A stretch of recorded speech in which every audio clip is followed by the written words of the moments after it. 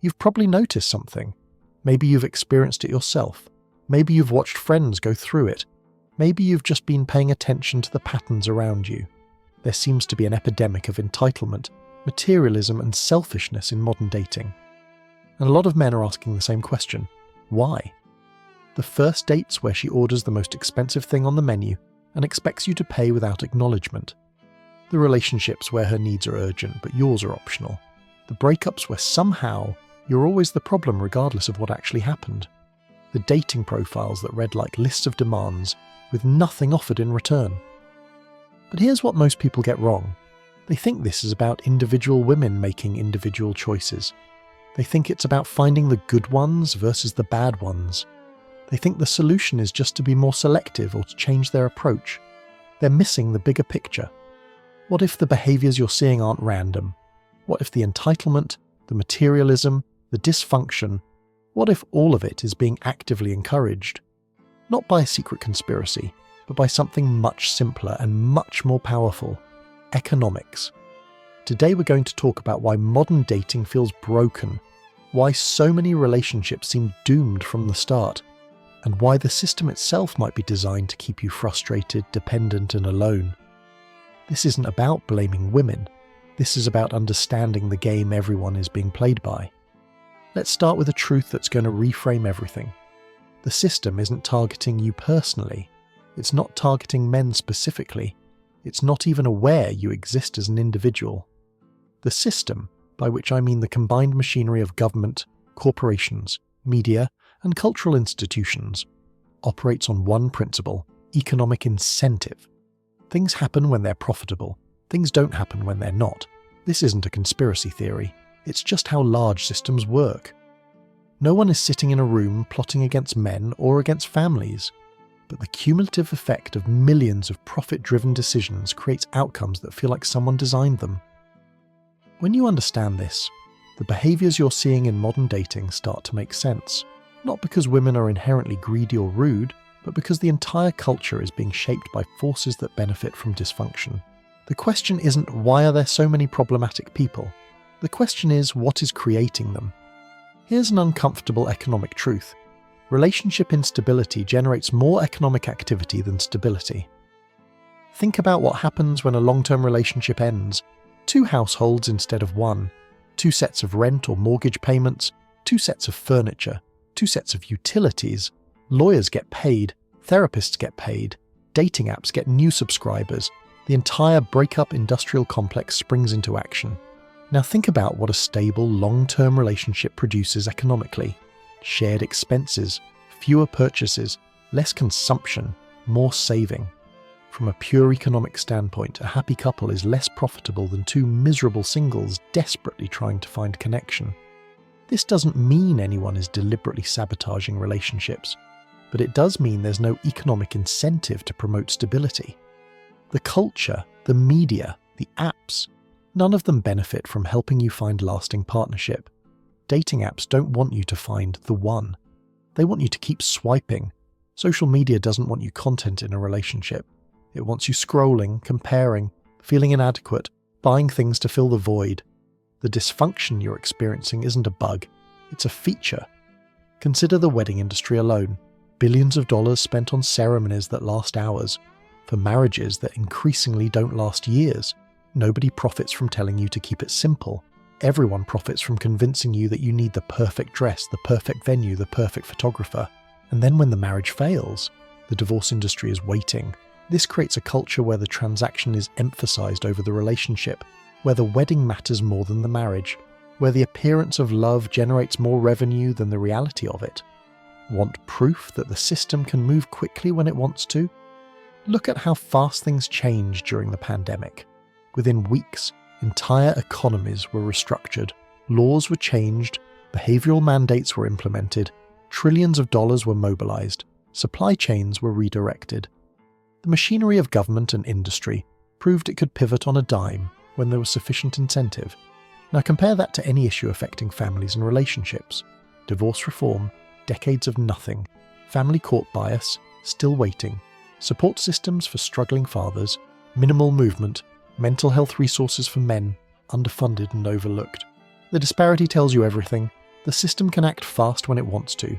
It doesn't want to act on these issues because there's no profit in solving them. Broken families create consumers. Lonely people buy more. Anxious people are easier to manipulate. Stable, content, connected people are economically inconvenient. This isn't cynicism, it's just observation. Pay attention to what gets normalized in popular culture, not what gets criticized or debated, what gets quietly accepted as just how things are.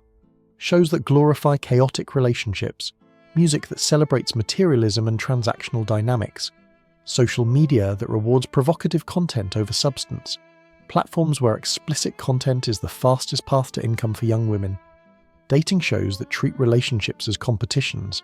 None of this is accidental, it's profitable. When a young woman sees that she can make more money in a month from provocative content than she could in a year at a regular job, what lesson does she learn about her value? When relationship chaos gets millions of views but quiet stability gets ignored, what behaviours get reinforced? The culture isn't reflecting human nature, it's shaping it, and it's shaping it in directions that serve economic interests, not human flourishing. The rude and greedy behaviours you're encountering aren't emerging from nowhere. They're being cultivated, rewarded, and normalised by a culture that profits from them. Think about what a young woman absorbs from culture by the time she's 25. She's been told she's a queen who deserves everything. She's been told that having standards means having demands. She's been told that men should prove themselves through spending. She's been shown that attention equals value, and that the more attention she can command, the more she's worth. None of this is preparing her for actual partnership. All of it is preparing her for extraction. And here's the dark part. The same culture is doing something similar to men, teaching them that their value is what they provide, that love must be earned through performance, that they should accept whatever treatment they receive because they're lucky to have someone. Both genders are being programmed, just in different directions in ways that make them incompatible. Society still promotes an idealized vision of marriage. Two people building a life together, growing old as partners, creating stability for children and community. But that vision is economically incompatible with the modern system. A stable marriage generates relatively little economic activity. The couple shares resources, lives within their means, saves for the future. They're not constantly churning through new relationships, new living situations, new purchases to cope with instability. Divorce, on the other hand, is an economic bonanza. Legal fees, asset division, two households, child support payments that flow through the system, therapy for everyone involved, dating expenses as both parties try again. Potentially multiple rounds of this as second and third marriages fail at even higher rates. The system tells you it wants you to find lasting love. The system's incentives tell a different story. This is why the culture promotes unrealistic expectations, why it glamorizes the search for something better, why it frames commitment as settling. Not because anyone is plotting against marriage, but because instability is simply more profitable than stability. Let's talk about something a lot of men feel but hesitate to say out loud, the sense of being exploited. Modern dating often feels like a one-way transaction. Men are expected to provide, financially, emotionally, practically, while the expectations flowing the other direction seem minimal or optional. He pays for dates, but suggesting otherwise makes him cheap. He provides emotional support, but his emotional needs are too much. He's expected to lead, but leading is controlling. He's expected to be vulnerable, but vulnerability makes him weak. The rules seem designed to be unwinnable. Whatever he does is wrong. Whatever he gives isn't enough. The goalposts move constantly. This frustration is valid. But understanding where it comes from is important. These dynamics aren't created by individual women being evil. They emerge from a culture that has taught everyone confused and contradictory things about what relationships should be. Everyone is operating from broken scripts, and the result is mutual frustration. The exploitation isn't personal, it's systemic, and recognizing that is the first step toward navigating it. Here's something that doesn't get discussed enough. Men's emotional vulnerability makes them susceptible to dysfunctional dynamics. Men fall hard. When a man becomes emotionally attached, he often becomes irrational about it. He'll tolerate treatment he'd never accept in any other context. He'll make sacrifices that destroy his own well-being. He'll stay in situations that are clearly toxic because his attachment overrides his judgment. This vulnerability is human and understandable. But it's also exploitable. And in a culture that doesn't teach men how to manage their emotions around relationships, it becomes a liability. Men are told to be stoic, to suppress emotion, to handle everything themselves. Then they encounter romantic attachment, one of the most powerful emotional experiences humans can have, with no tools to navigate it. The result is often codependency, desperation, poor decision-making, and willingness to accept treatment that should be unacceptable. Understanding this isn't about blaming men or excusing bad behavior from partners. It's about recognizing that emotional intelligence and self-awareness are essential survival skills in modern dating.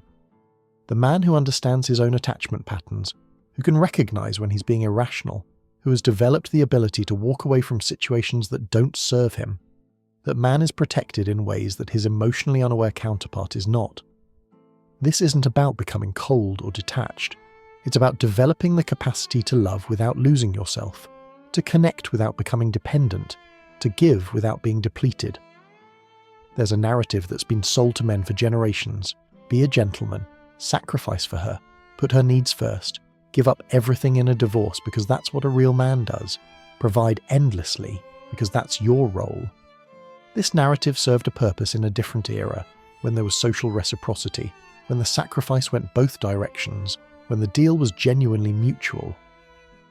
But the narrative hasn't updated even as the social contract has changed completely. Men are still expected to sacrifice like it's 1950, while receiving none of the respect, loyalty, or reciprocity that 1950 provided. The obligations remain while the benefits have evaporated. The gentleman myth isn't about genuine virtue anymore. It's a tool for extracting compliance from men who haven't realized the deal has changed. It keeps men giving while receiving less and less in return. This isn't an argument against being a good person. It's an argument for being a smart one. Generosity should be mutual, sacrifice should be reciprocal, and outdated narratives should be examined rather than blindly followed. The man who gives endlessly while receiving nothing isn't a gentleman, he's a mark. The man who sacrifices his well-being for someone who wouldn't sacrifice a minor inconvenience for him isn't noble, he's being exploited. True virtue requires wisdom. It means being generous with people who deserve generosity. It means being protective of people who would protect you in return. It means reserving your sacrifice for relationships where sacrifice flows both directions. The gentleman myth strips virtue of wisdom and turns it into blind compliance. That's not character, that's programming. Let's talk about what's actually influencing the people you're trying to date.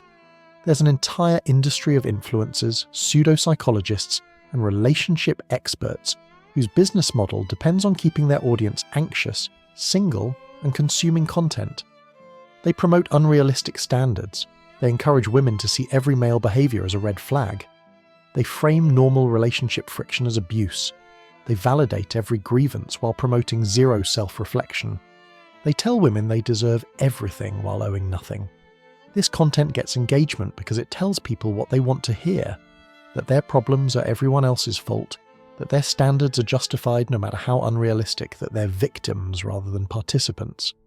The result is a generation of people entering relationships with completely warped expectations, trained to see threats everywhere, primed to bail at the first sign of difficulty.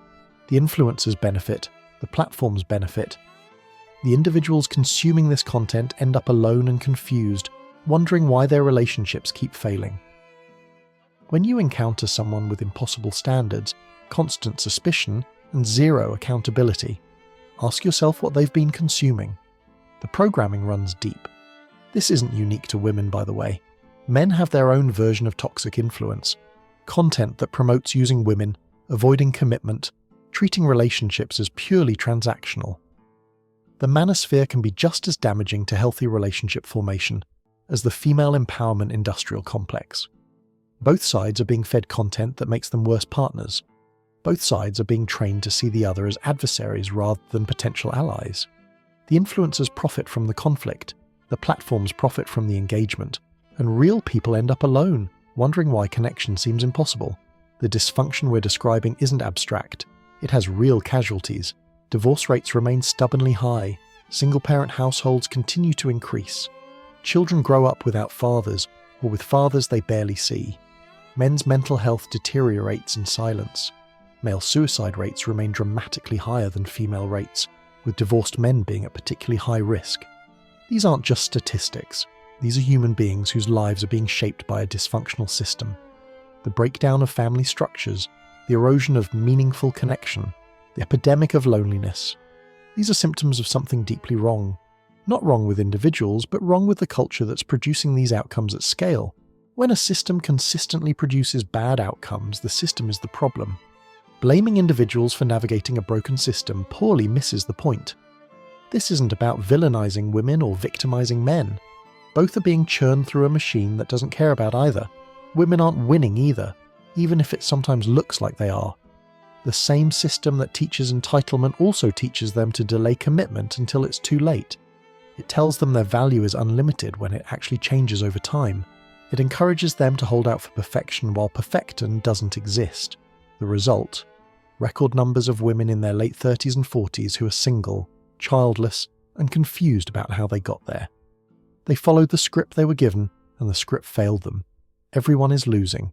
The system produces bad outcomes for everyone except the people profiting from the dysfunction. So what does a healthy relationship actually look like in this environment? It starts with equality, not in the sense of keeping score, but in the sense of mutual investment. Both people bring value. Both people sacrifice. Both people contribute to building something together. It requires emotional control, not suppression, but management. The ability to feel intensely without being controlled by those feelings. The ability to have difficult conversations without everything becoming a crisis. It demands responsibility. Both people owning their actions, their contributions to problems, their role in making things better. No one gets to be the permanent victim while the other is the permanent problem. It needs realistic expectations, understanding that no person will meet every need, that relationships require work, that the fantasy sold by culture is not achievable or even desirable. It's built on reliability, showing up consistently, doing what you say you'll do, being someone your partner can count on through difficulty.